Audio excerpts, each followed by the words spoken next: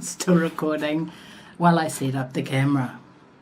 Still recording. Oh, I'm such a professional. Hey Fox.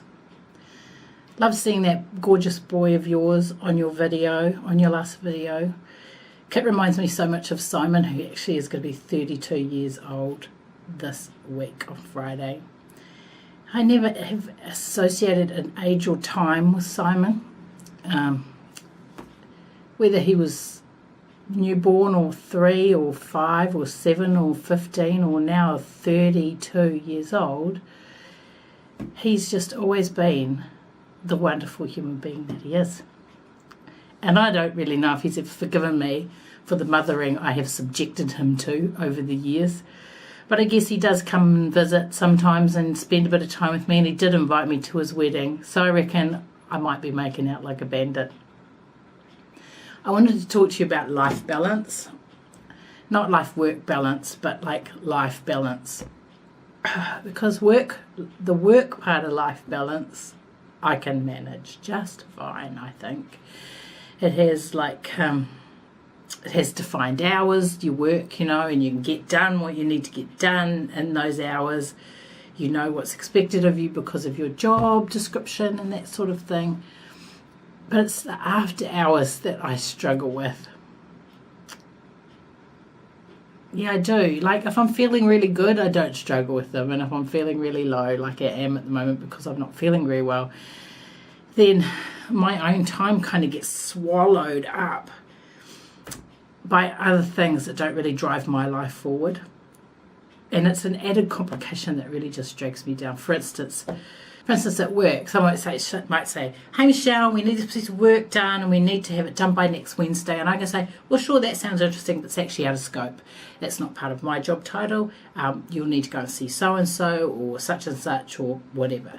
But when it's life stuff, I can't say your parents coming over for dinner is out of scope, because that's not really how life works, is it? So when I come home and there's grandchildren running around the house that I didn't know about until I walked through the door, then the plans that I had to do when I got home, like maybe do my laundry and my nails and watch Cease and Catch Fire, well, I don't get it done. And then by the end of the weekend, because I really haven't done anything I've planned to do, yes, I am very selfish. By the time I haven't done anything that I've planned to do, and my laundry's stacking up, and I've got a headache and an earache, and my throat is really sore, and I'm still cleaning up from last night's roast dinner, which isn't true. I actually cleaned up the night before.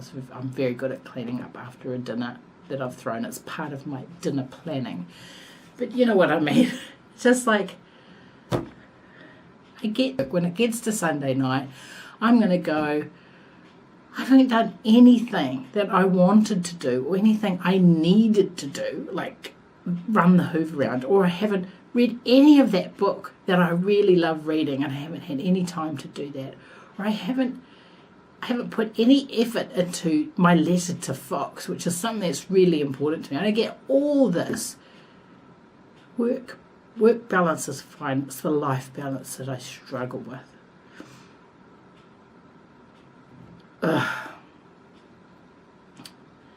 I guess Google would have an answer for me. My tea's too hot too. My life's just a struggle, a whole struggle. Too hot. My throat hurts. It's horrible being me at the moment. No, it's not. First world problems all over the shop, eh? Hold on. For effect. Good timing. So last week I did get a haircut though. Oh, that sun's a bit bright, isn't it? Am I going to be okay? Okay. I got my hair trimmed last week, and because I got it trimmed from about here to here, no, I got it trimmed from about here, boob shot, to here, it went right to here with curls. These curls just arrived from wherever they've been hiding. I can't get a comb through them. They're just too curly. And now I don't know what to do with my hair. I was going to get my hair coloured on Friday, But plans, good plans, am interrupted early enough so it's not a problem. We're going to see Howl's Moving Castle at Academy Cinema. That's what Simon wants for his birthday, so that's what we're going to do. Probably have dinner afterwards. But I did have a hair appointment, so I need to move that because I've been unwell yesterday, Monday, and today, Tuesday. It hasn't happened yet. Will happen tomorrow. Or maybe get my hair coloured somehow. I mean, not somehow. The person doing it knows what she's doing. It's me that doesn't know how it should be. But she'll do a good job. She knows what she'll do with it. She told me to stop dragging my hair back. The hairdresser told me to stop. God, that sun's bright. Hold on. Ooh. And you still see me, folks? It's quite dark, isn't it? Oh, see, everything's so hard. Maybe I need to open a few computer laptops or something. How many laptops do you use for your lighting? Oh, that's flat. That's no bloody good for anybody, is it? It's a struggle. It's a struggle. Come on. Laptop at number 2. I don't own 2 laptops. There just happens to be 2 laptops here. Now I'm rambling. So, I've had a bit of FOMO, fear of missing out, since VidCon started on Friday night. Actually, it was Thursday or Wednesday when I saw the video from Hank Green, and I was like, oh, I wish I was going. Why didn't I buy tickets? Why didn't I just go? But as then I said, no, look, stop. You're not really a video producer. Okay? You're just not. If you're still doing this next year, you're allowed to go. And then you said the same thing. If I'm still into videos, but 2018, they have it again, then let's go, or you'll go. And I was like, yeah, man, cool. Let's do that. But apart from anything, apart from Hank and Grace Helbig and a couple of the others, I don't really recognise anybody. I don't really know what they do there. Whether they just hang around Instagram booths or walk around holding their selfies, which is what I would be doing, but their selfie sticks, holding their selfies. I'm delirious. I think I'm delirious. Yes, so VidCon. So I had a bit of FOMO and I got over it. And yes, if we're just still doing anything to do with video, and they have another one in Australia, I would love to go. Love to go.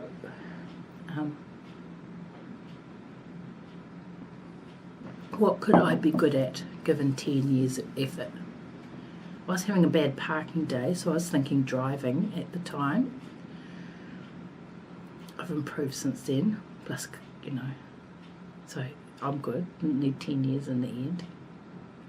Natural thing that springs to mind would be to learn to play the piano or to speak another language. It's Maori Language Week here in New Zealand, so I would love to speak Maori. Love to speak Maori.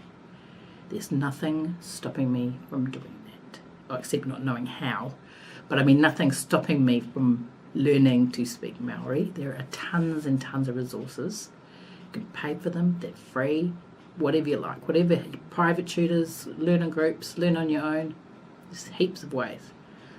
No excuse outside my body to learn to speak Māori. The thing is, I know what I'm like. You know what I'm like too. All very good at starting things. Ooh, gung-ho, let's go, let's buy all the tools, let's get all the microphones, let's turn on all the taps, let's flick all the switches, let's go, let's start Google Docs and Evernotes, and let's get onto this thing, and then I'm not good at the after starting bit.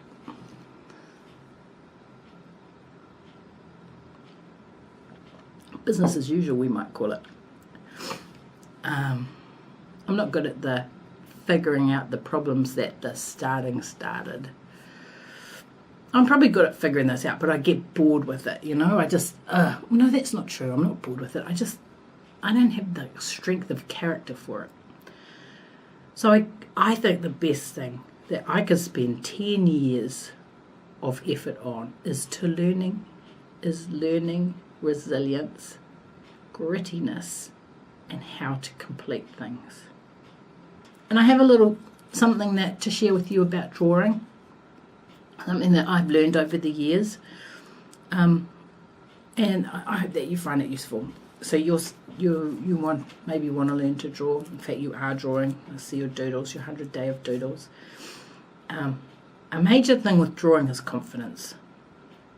If you have confidence when you put whatever marker to whatever surface, you'll be fine. If you worry about how it's going to turn out, or if you are a little unsure of where it's going to go, or if you think that when you're finished and you don't like what you've done, the phone is ringing, then that's going to be a problem. Please hold the call, please hold on. Okay, so we got interrupted, but confidence. It will stop you from moving forward with drawing. You need to kind of take that part of your brain, that critical part. You have to think about what you're drawing. I'm not saying that. Don't detach completely, but that inner critic, that's who it is. You stick him on a chair and face him to the back of your brain and say, look, I know you're there. It's okay. You can babble on all you like. I'm just busy drawing, excuse me, and you just get on with it. I just find I go to a group at the end of every month. Sorry for the I go to a group at the end of every month and we draw together. And I have noticed that I wouldn't say that I'm a better drawer than some of the people there, but what I am better at is not lambasting myself. Is that the right word? Not criticizing myself, not giving myself a hard time for not getting it right, not getting it correct, not getting it straight, not getting it the way it looked in my mind. And it's crazy because what's on the paper is what's on the paper. And every time I do something on the paper, I get a little bit better or a little bit more confident. And I've also found tip number 2, learning number 2, Ms. Fox, is that the more you do, the better you get. And even if there's a big gap between when you're doing these things, your brain remembers what it's learned. It's not like when you're running or doing exercise, where if you leave it for a few months, you have to start all the way from the beginning again, and you have to teach your muscles all over again, and it hurts, it's really painful. It's not like that. You might slip a little bit, you might be a little bit rusty, but you do not slip back to the beginning. So you're always building on what you know. And that was one of the great things about drawing, is learning to see. You train your brain, I was going to say. You train your brain to see, and you train your muscles, your hands, to translate that and move where you need them to move. And your brain doesn't forget that. So it's a bonus. So confidence and brain training. And keep doing it. You'll get better at it. You'll get even more confident. And don't give yourself a hard time. And you don't, this is me speaking to myself, you don't need to have all the art gear that everyone else has. It won't make you paint like them. It won't make you draw like them. A ballpoint and a piece of paper. Literally, newspaper is all you really need. I've seen some beautiful artwork done on the margins of a newspaper on a Sunday. Just beautiful. Have a, I'm sure you're doing this, but follow some Instagrammers and just admire their work. If you look up urban sketches, you'll find a lot that are literally ballpoint pen drawings, pencil drawings, splashy watercolour drawings, things that you're not going to be hanging on your wall, not being gifting to anybody, but they're really gorgeous, on the spot stuff. I really think that it's very satisfying to draw like that. Okay, well, that is me for the day. Again, very sorry I was late. I'm really, really pleased we hadn't talked about punishments. I don't want to have punishments because it'll start me cheating, I think. It'll start me cheating. It's just make everything about me. Yeah, drawing, keep drawing. Keep being awesome.